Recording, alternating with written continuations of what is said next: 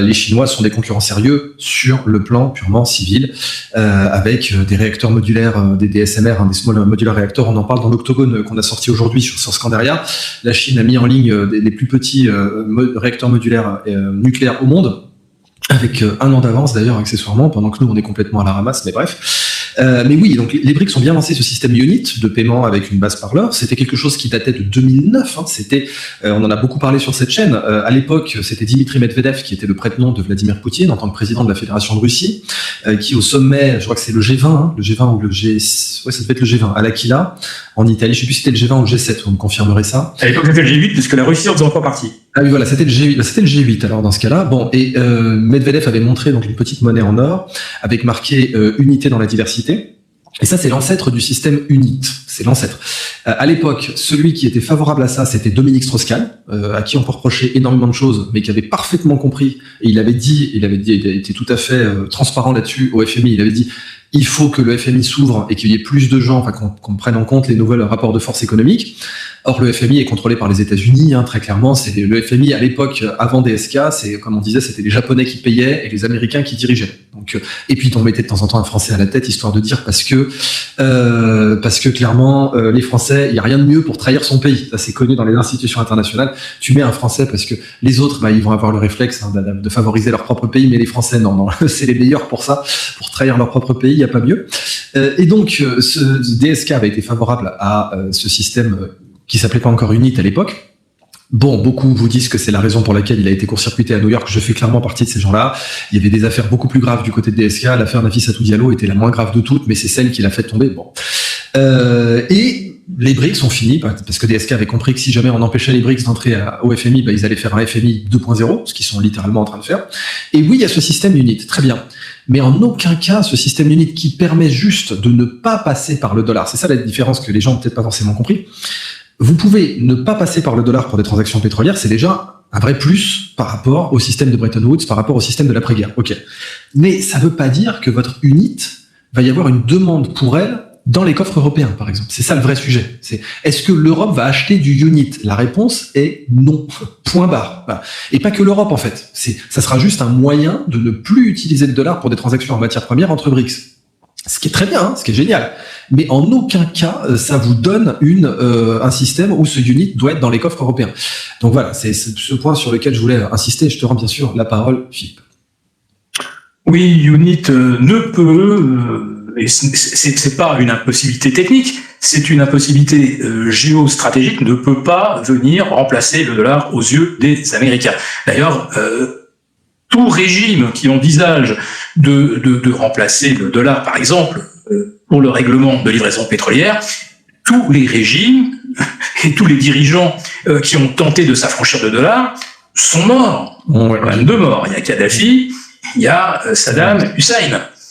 La Russie s'est dollarisée à partir de 2014. Voilà, il y a quand même elle est entraînée dans une guerre, elle la déclenche, tout le monde en est d'accord, mais il y a un moment où l'OTAN a été au bout de la provocation, d'abord en franchissant la ligne rouge, en poussant les autorités ukrainiennes à dire on veut bien adhérer à l'OTAN. Les bases, je sais pas, il y en a 12 bases de la CIA qui sont installées à partir de mars 2014. C'est imaginez les Russes installant 12 bases à la frontière mexicaine ou à la frontière du Vermont et dans le sud de l'Ontario. Enfin, aucun pays ne supporterait ça. Et si en plus de ça, vous parlez de dérussifier une partie du pays, on va forcément au clash. Donc ça, c'était quasiment écrit. Donc tous les pays qui sont dédollarisés, leur est arrivé des bricoles, sauf la Chine pour l'instant. Et la Chine, elle continue petit à petit d'écluser ces petits bonds américains. Alors elle le fait de façon très très maligne. Je l'ai déjà expliqué sur ta chaîne, mais bon, je vais le refaire très rapidement. Les Chinois qui savent que s'ils vendaient des T-bonds comme ça, sec sur le marché, là, véritablement, et Obama l'avait dit, c'est Obama qui avait dit ça sera carrément la guerre. Ça serait carrément une déclaration de guerre aux États-Unis. Donc, qu'est-ce que font les Chinois? Ils prêtent en fait des dollars à des pays dont ils savent très très bien qu'ils vont jamais pouvoir les rembourser. Et c'est des pays qui fournissent des matières premières. Donc, au lieu de rembourser des dollars qu'ils n'ont pas et qu'ils n'auront jamais, ils remboursent en matières premières. Donc, finalement, les Chinois disent c'est pas nous qui nous sommes débarrassés des dollars, c'est ceux qui nous les avaient empruntés qui ne nous les rendent pas.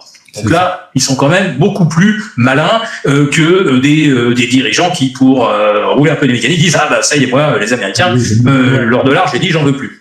Donc une réflexion, quoi. Je veux dire, c'est ça le truc, c'est que ça a été fait sur un coup de tête. C'est pas du tout dans l'intérêt du Danemark de faire ça, et on voit que c'est vraiment, enfin, ça ne fait qu'ajouter à la manifestation d'incompétence des élites européennes, pardon. Oui, mais il y a un moment où le degré d'incompétence est tel, et en fait, il n'y a jamais, on va dire, une seule décision qui va dans le sens des Européens. Toutes les décisions prises ou les non-décisions sont toujours à l'avantage des Américains. Tiens, en matière de non-décision, il y a par exemple celle de ne pas inquiéter et de ne pas diffuser les investigations sur le sabotage de Nord Stream. Extraordinaire. Les Européens ne veulent pas savoir. Les députés européens ont même voté, alors d'abord pour ne pas connaître le contenu du smartphone de Ursula von der Leyen qui commande pour 39 milliards de vaccins dont on jette les 2/3, et les députés européens ne veulent pas non plus savoir qui a saboté Nord Stream. Et maintenant qu'on sait que c'est une équipe ukrainienne, mais probablement aidée par des équipes anglo-saxonnes, sur injonction des États-Unis, là on veut surtout pas le savoir. Le responsable du sabotage va être traduit en justice. Je ne sais pas si c'est en Pologne que ça va se juger. On n'en parle surtout pas. Voilà, on ne veut pas savoir. C'est ça l'Europe. Donc, à partir du moment où toutes les décisions ou non-décisions vont dans le sens des Américains, c'est à se demander quand même si les élites européennes ne sont pas, quelque part, alors soit corrompues, soit opérant de leur propre bonne volonté pour avantager et pour servir les intérêts américains. C'est pas possible d'avoir tout faux tout le temps. Même un débutant au bridge qui connaissait que la belote, lorsqu'on va jouer un 3 trèfle ou un 4 sans atout, il y a quand même un moment où il va se dire là j'ai une longue, je vais quand même la dérouler. Ouais. Le gars il va pas dérouler sa longue à l'envers pour se faire bouffer son valet. Non mais même si on a fait un peu de belote, on est quand même capable de tenir 12 cartes au bridge. Là, en Europe, même quand on a une longue, on la déroule à l'envers. C'est juste pas possible. On le fait exprès. Ça résume bien parce que c'est exactement ça, quoi.